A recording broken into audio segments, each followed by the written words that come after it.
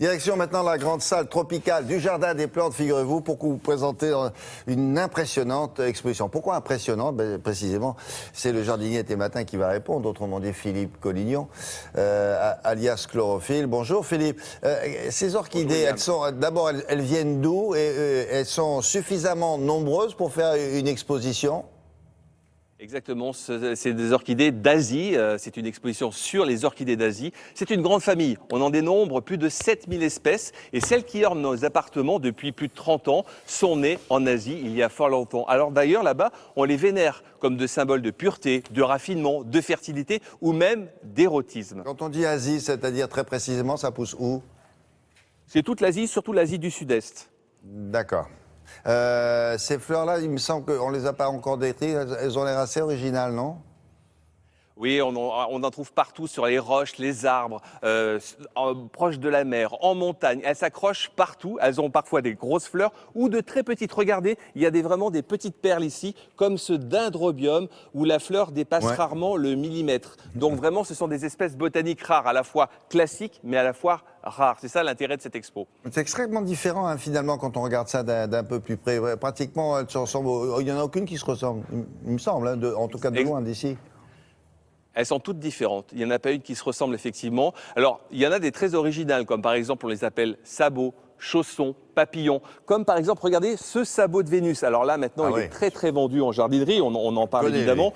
Alors, l'intérêt, c'est que l'insecte est piégé par l'odeur justement de cette orchidée. Il va ressortir avec le précieux pollen pour polliniser évidemment d'autres orchidées. Et c'est vraiment ça l'intelligence végétale chez ces plantes. Comme, par exemple, ça, c'est pas une orchidée, c'est une plante carnivore. Regardez, elle a l'organe de piégeage à la base, donc l'insecte tombe là-dedans. Mais regardez, la fleur est très, très haute. Très, très haute. Pourquoi? Parce que la plante différencie vraiment l'insecte qu'elle va boulotter et l'insecte qui va la polliniser. Ça évite justement, ça permet justement à la plante de se reproduire. C'est vraiment une intelligence végétale. Oui, bah, elles ont l'air d'une douceur, elles sont belles, on a l'impression qu'elles sont douces et délicates. Non, ce sont des tueuses, ce sont des plantes tueuses.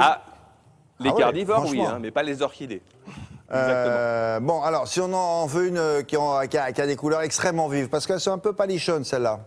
Ah, voilà. Tenez, regardez, j'ai ce qu'il faut. Voilà, ce sont les vandas. Alors, les vandas, ce sont des épiphytes, c'est-à-dire qu'elles vivent comme ça sur les arbres. On voit les racines, tout simplement. Elles s'alimentent de matière organique qui se dépose sur elles, mais également d'hygrométrie. Donc, si vous n'avez pas un appartement à 80% d'hygrométrie, ce qui est très rare, il faudra la pulvériser 1 à 3 fois par jour. Donc ça demande un peu d'entretien ou tout simplement les mettre dans des verrines. Elles sont vendues aujourd'hui dans des grosses verrines translucides, ce qui permet de créer un biotope, un microclimat autour de cette orchidée. Mais elle est vraiment extraordinaire. Elle fleurit pendant plus de 3 mois. Alors quand vous demandez une vanda, méfiez-vous qu'on ne vous donne pas un poisson.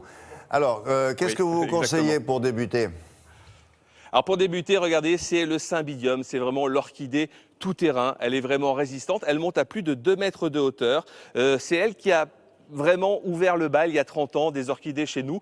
Mais bien sûr, elle a été supplantée par cette petite-là qu'on appelle, vous la connaissez bien, l'orchidée papillon. C'est elle qui prend presque 95% du marché aujourd'hui. Mais grâce à la génétique, parce qu'elle a été abandonnée, cette grosse orchidée, pourquoi? Parce qu'on voit, il y a beaucoup de feuillage et les gens préféraient avoir plus de fleurs que de feuillage. Alors la génétique, regardez les nouveaux cymbidiums, il y a presque autant de feuilles que de fleurs. Donc elle revient sur le marché grâce à l'hybridation. Et ça, c'est vraiment une bonne nouvelle parce qu'elle est vraiment très résistante, cette orchidée. Mais chez les orchidées, pas mal d'hybridation, non?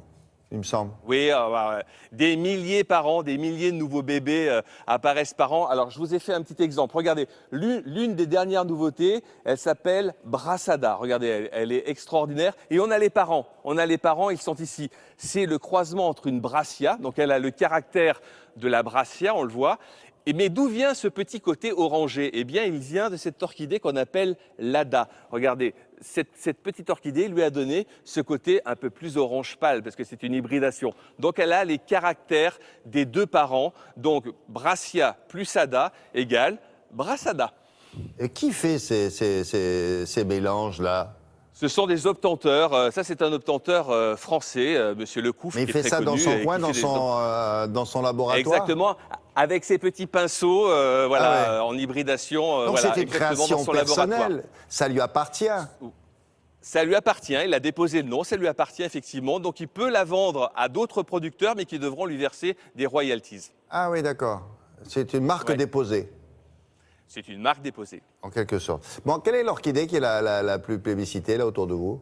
Ah bah, regardez, cette fameuse barque, parce que c'est une barque qui contient des orchidées, c'est bien sûr l'orchidée papillon, le célèbre Phalaenopsis, qui tient le haut du pavé et le haut du marché d'ailleurs. Il n'y a pas une fleur, comme vous le voyez, qui se ressemble. Ce sont des millions, vraiment des millions d'exemplaires vendus dans le monde entier. Vraiment, l'orchidée, c'est vraiment un marché international. C'est pas du tout que français, on en vend dans le monde entier. Merci beaucoup. Juste pour terminer, comment on arrose une orchidée? On y va quoi, au compte-gouttes ou pas? Regardez, là, l'orchidée, il faut regarder les racines, il faut vraiment regarder. Regardez, là, l'orchidée, les racines sont plutôt grises.